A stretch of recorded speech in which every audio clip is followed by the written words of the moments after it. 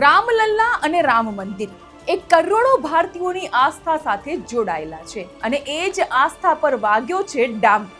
કારણ કે મંદિરમાં આવેલા કરોડોના દાનની થઈ છે ચોરી, જેને લઈને ભક્તોની આસ્થા ઘવાઈ છે.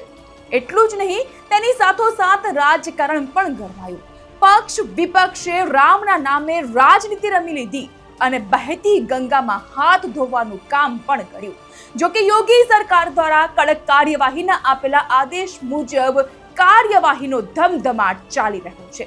રામ મંદિરના દાનચોરી મામલે 8 આરોપી જેલના સળિયા પાછળ ધકેલાયા અને હવે પોલીસે તમામ આરોપીના નિવાસસ્થાને દરોડાની કાર્યવાહી હાથ ધરી. 28 જૂન રવિવારની વહેલી સવારથી જ પોલીસની વિવિધ ટીમ દ્વારા દરોડાની કાર્યવાહી થઈ. પોલીસની 6 જેટલી ટીમે એક સાથે ધામા પાડ્યા, આરોપીઓના ઘરે દરોડા પાડ્યા.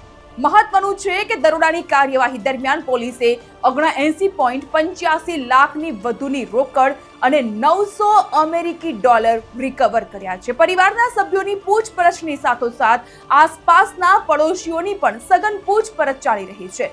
તેમની પાસેથી જરૂરી તમામ વિગતો મેળવાઈ રહી છે. જો કે દરોડા દરમિયાન રામશંકર યાદવ ઉર્ફે ટિન્નુના ઘરે તાળું મારેલું જોવા મળ્યું. દરોડામાં મહેસૂલ અધિકારીઓ પણ ખાસ કરીને લેખપાલને સામેલ કરાયા. દાનચોરીનો ભાગ મળી શકે તેવી શક્યતાને પગલે દરોડાની કાર્યવાહી હાથ ધરાઈ.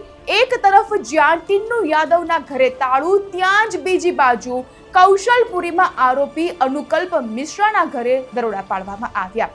જ્યાં આરોપીના દાદા રાજેન્દ્ર મિશ્રાએ જણાવ્યું કે હજુ તે પોતાનો અભ્યાસ કરી રહ્યો છે. રામ મંદિરમાં તેના કામ વિશેની મને કોઈ જ જાણ નથી. અનુકલ્પ મારા મોટા દીકરાનો સૌથી મોટો દીકરો છે. તો અવિનાશ શુક્લાના કૌશલપુરી સ્થિત નિવાસસ્થાને દરોડા પાડ્યા. તેઓ ન મળતા પોલીસે કૌશલપુરીમાં કરિયાણાની દુકાન ચલાવનાર રાહુલ કુમારની સઘન પૂછપરછ કરી. તો રાહુલે જણાવ્યું કે રામ મંદિરના દાન ચોરીના કેસમાં એક આરોપી અવિનાશ શુક્લ કૌશલપુરીમાં રહે છે. તેઓ અહીં એક યોગા સેન્ટર સાથે જોડાયેલા પણ હતા.